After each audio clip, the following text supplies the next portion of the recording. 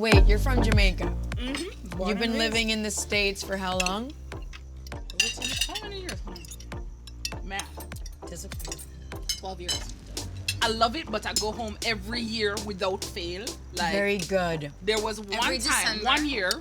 one year when I couldn't afford it. I was, a broke college student. What you going to do? Didn't have the money.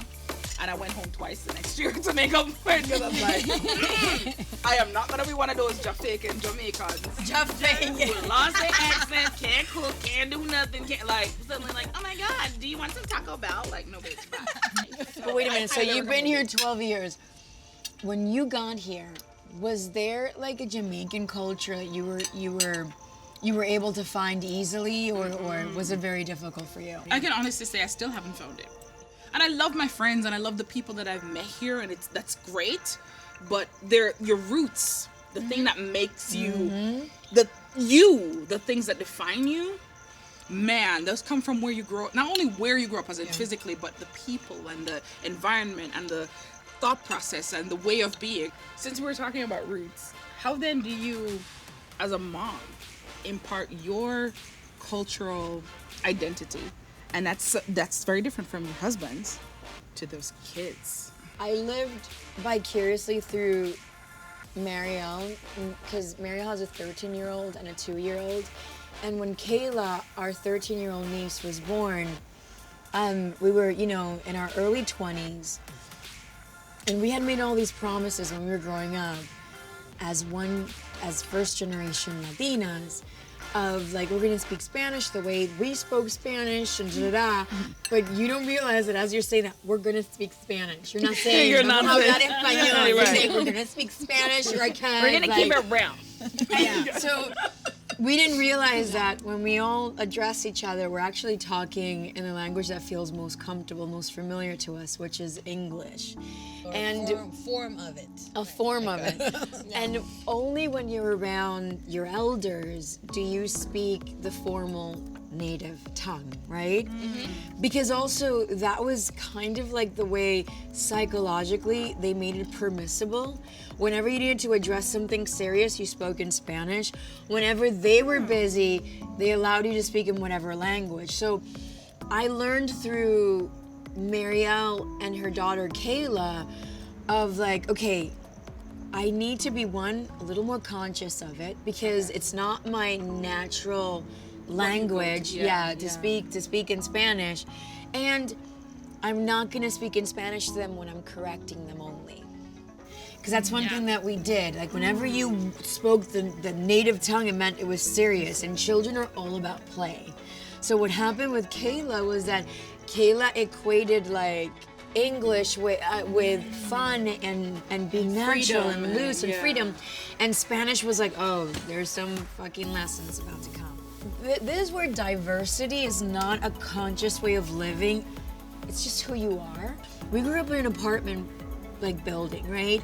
And by the time we got to our door, we had to pass from the front door, we had to pass maybe 10 doors of families, 10 different cultures, 10 different smells seeping through their doors of what they were cooking for dinner, so that by the time you entered your door and you smelled your spices, you were smelling India. But not just India, you were smelling Bombay. You know what I'm saying? Right. Then you were smelling Pakistan, and then you were smelling Puerto Rico, and then you were smelling Italy. So it was all these different smells that were just coming off of everybody's door in just one building. And then you kind of think about it in a very spiritual sense, in a very real sense. You kind of go, 10 doors before mine, 11 doors including mine, 11 families, 11 countries, 11 reasons as to why we're in America. And our mother never let us forget that. So my husband is an immigrant. I'm a first generation. It is a necessity for us to raise our children with our roots, so that they can communicate with their grandparents, but also so they can create some kind of empathy for human beings that do not look like them, and do not sound like them, and do not smell like them. Growing up, we didn't have that, invented in our head. Now that I have a son, we want to make sure that our son is, very diverse and very aware that there is other cultures out there, and it's not just us. So important. Yes. So just hearing your It's stories. like even with what you're saying about where y'all were brought up in Cicely, who I love with all my heart, like I've heard everything that you come from in New York. I'm from Mississippi. It is not like Your that accent is so at sexy, all. by the way. Isn't she sexy? Thank you. No, but and the more she drinks, damn it, The more I hit. the more it's there. But we didn't have that at all. And what I think is so interesting about the South, and I love where I'm from. I'm very proud of where I'm from. But the culture and where you come from and the roots that you talk about with your family, that is completely lost in the South because the South becomes your roots. Right. And that is what they do. Yeah. They put it in your head that this is where you're from and this is what you do. And I love that. Like I say, I'm very proud of where I come from and the good parts of it. I'm very proud of the traditions and all of that. But there is not an openness. When I grew up, there was white and black. That's all I knew. This is interesting because the main topic of this conversation right now has been roots. But the subtext that keeps popping up is world, right? Because we're the children of the planet. I Yes. mean, we're all here together. But it's very important for you to seek the world, to want to know what's out there besides the comfort of your block. Yeah. It's very important. I feel like that is the best way you can teach empathy. That is the best way you can acquire empathy, is by knowing how others are going through the same experience that you're going through in a very different way. They're experiencing it in a way that is less fortunate, in a way that is more difficult, more challenging, with less possibilities, and that gives you just like a moment of just being in their shoes and understanding that the world is big.